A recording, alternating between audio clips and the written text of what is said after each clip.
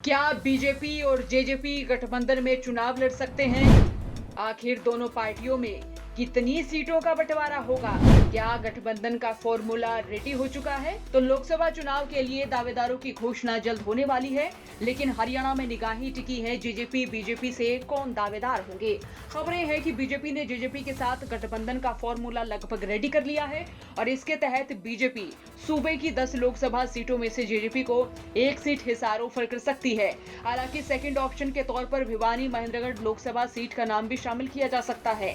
आपको याद होगा, कई बार अजय चौटाला कहते नजर आते हैं कि अगर कानूनी पेंच नहीं फंसता है तो वह खुद ही भिवानी महेंद्रगढ़ लोकसभा सीट से चुनाव लड़ेंगे, और अगर कानूनी पेंच फंसता है तो यहां से वो दिग्विजय चौटाला को चुनावी मैदान में उतारने की बात कहते हैं। खबरें तो यह भी है कि जेजेपी की ओर से हिसार लोकसभा सीट पर दावा किया जा रहा है, तो पार्टी हिसार से डिप्टी सीएम दुष्यंत चौटाला को मैदान में उतार सकती है। अब बीजेपी हरियाणा में अपने सहयोगी दल के साथ गठबंधन धर्म निभाकर एनडीए में शामिल दूसरे क्षेत्रीय दलों को पॉजिटिव मैसेज देना चाहती है, क्योंकि बीजेपी पर लगातार ये आरोप लगते रहे हैं कि वो धीरे धीरे एनडीए में शामिल क्षेत्रीय पार्टियों को खत्म करना चाहती है।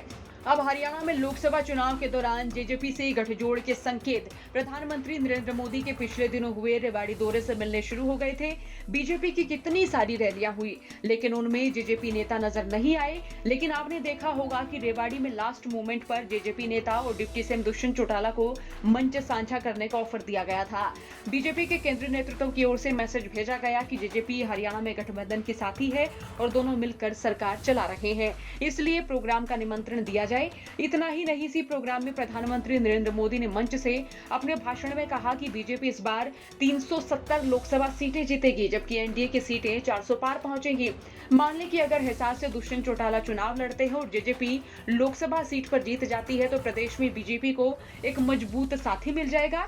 जेजेपी का वोट बैंक जाटों में अच्छा खासा है, तो अगर लोकसभा चुनाव में जेजेपी की वजह से बीजेपी को जाटों के 1% वोट मिल भी जाए तो ये प्लस का ही काम करेंगे।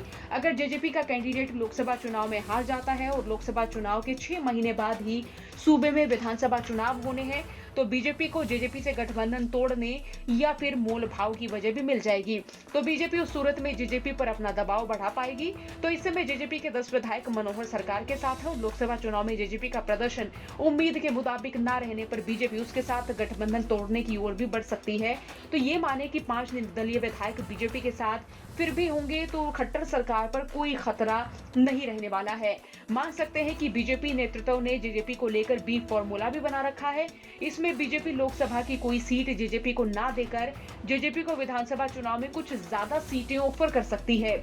अब भाजपा ने लोकसभा चुनाव के लिए अपने 195 उम्मीदवारों की पहली लिस्ट जारी कर दी। उसमें हरियाणा के किसी भी दावेदार का नाम शामिल नहीं रहा। बीजेपी की हरियाणा इकाई अपनी ओर से संभावित कैंडिडेट्स की लिस्ट हाईकमान को सौंप चुकी है, लेकिन पार्टी की केंद्रीय चुनाव समिति ने अभी तक इस पर विचार नहीं किया है और इसकी वजह से सस्पेंस बढ़ा हुआ है। लेकिन अब लग रहा है बीजेपी ने अपना पूरा प्लान तो बना लिया है, लेकिन कहीं ना कहीं कह सकते हैं कि जेजेपी के लिए नफा नुकसान होगा, और वो नफा नुकसान होगा जिसकी भरपाई एकदम करनी मुश्किल हो सकती है। बहरहाल आपका क्या सोचना है, राय रखें। साथ ही चौगरदा की खबरों के लिए बने रहिए हरियाणा तक के साथ। ब्यूरो रिपोर्ट, हरियाणा तक।